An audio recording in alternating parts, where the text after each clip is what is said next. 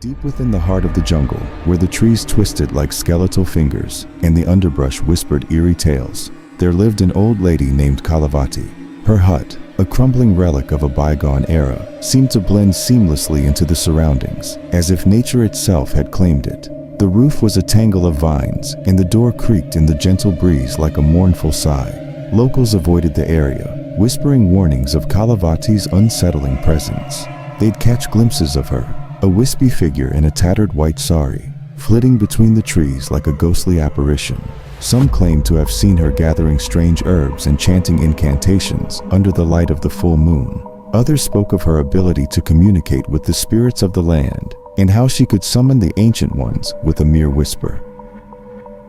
One stormy night, a group of brave adventurers sought refuge in Kalavati's hut. They had been trekking through the jungle for hours, and the torrential rain had soaked them to the bone. As they approached the hut, they noticed something peculiar. The door was open, creaking in the wind, but there was no sign of Kalavati.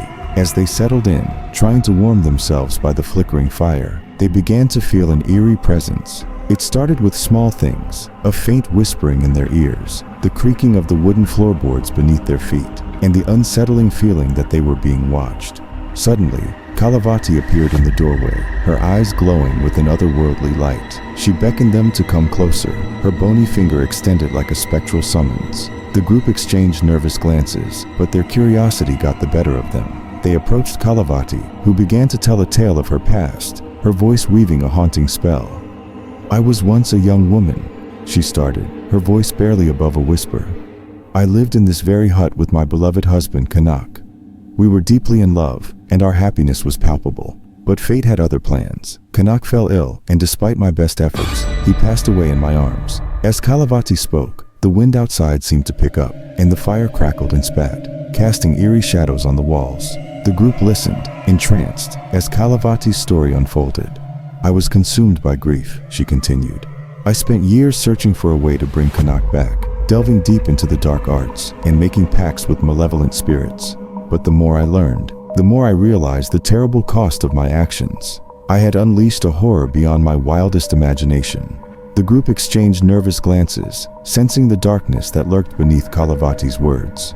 "And then, one fateful night, I stumbled upon an ancient ritual," Kalavati whispered, her eyes glinting with a malevolent light. "I performed the ritual, calling upon the spirits to grant me my heart's desire. But the spirits are cruel and capricious, and they twisted my wish in ways I could never have imagined." As Kalavati finished her tale, the storm outside reached a fever pitch. The wind howled, the thunder boomed, and the fire seemed to flicker in sync with Kalavati's words. "Now you're mine," she hissed, her eyes flashing with a ghostly energy. "You'll never leave this place. You'll join me in my eternal dance, forever." As she spoke, the hut began to shake and tremble, the walls closing in on the group. They tried to run, but their feet were rooted to the spot.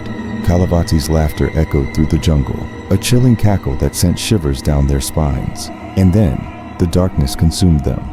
One by one, they vanished into thin air, never to be seen again. The locals whispered that Kalavati's spirit still roams the jungle, searching for souls to join her eternal dance. But beware, dear traveler, for in those depths, Kalavati's spirit awaits, eager to ensnare her next victim in an eternal embrace of unspeakable horror.